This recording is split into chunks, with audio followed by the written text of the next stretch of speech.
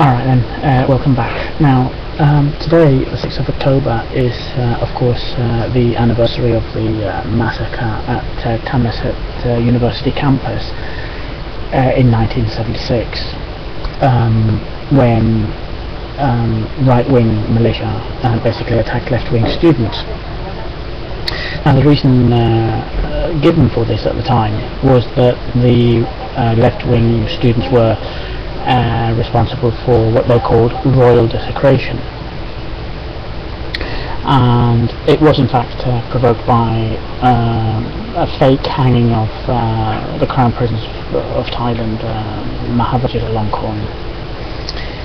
Now, what I wanted to say about this was just a basic comment on some of the things that have been said about the anniversary of the massacre. There seems to be an awful lot of emphasis on who's responsible and what the motivation was for this total madness on the part of royalists.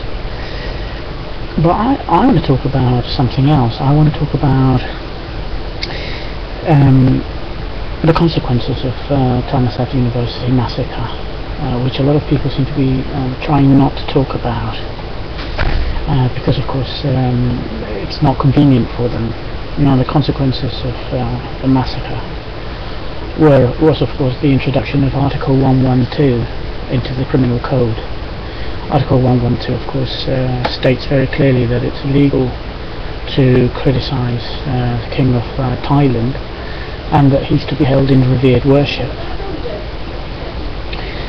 And well, that was the consequence. In 1976 it was introduced into the Criminal Code, and as we all know, over the last couple of years it's been enforced really strictly, and it continues to be enforced really strictly. But surprise, surprise, that's not being mentioned.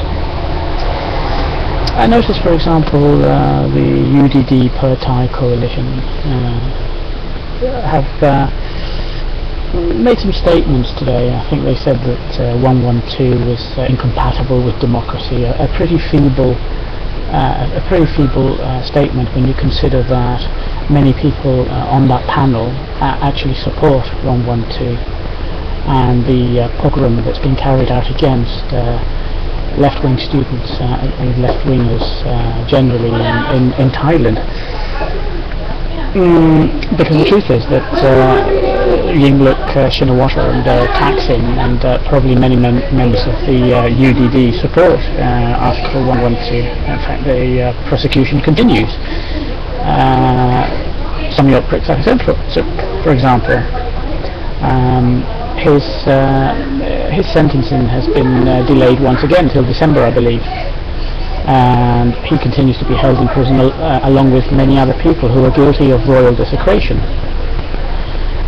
So the persecution of left-wingers continues in Thailand, and I think it's pretty hypocritical of the UDD per Thai, etc. The Thaksin fan club to talk about Thammasat University massacre without going into details of 112, which was the whole point. That was the whole point of this massacre. It was to protect the monarchy and to enforce the idea that the monarchy is divine, which is exactly what Yingluck and her regime are doing by continuing to persecute people. One final point that I wanted to make. Thaksin Shinawatra supports Mahavajiralongkorn, the man who was indirectly responsible for the massacre in 1976. If you recall, the fake hanging provoked this massacre, and Thaksin Shinawatra continues to support Mahavajiralongkorn and is actively asking red shirts to support this man, Vajiralongkorn.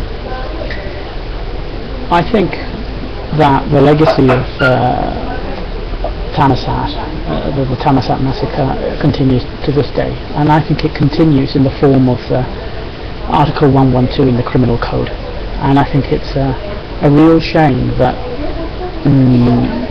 that the government, that Thaksin, his fan club, the UDD and Yingluck Shinawatra continue to sweep this problem under the carpet, while many political prisoners are still in prison as a consequence of their royal desecration. And I think it's time that Progressive Redshirt talked about this and stopped going along with the spin job that's being done by the UDD and the Pertai government, and talk about the real issues here, which is the Lèse Majesty Law, Article 112, which needs to be abolished.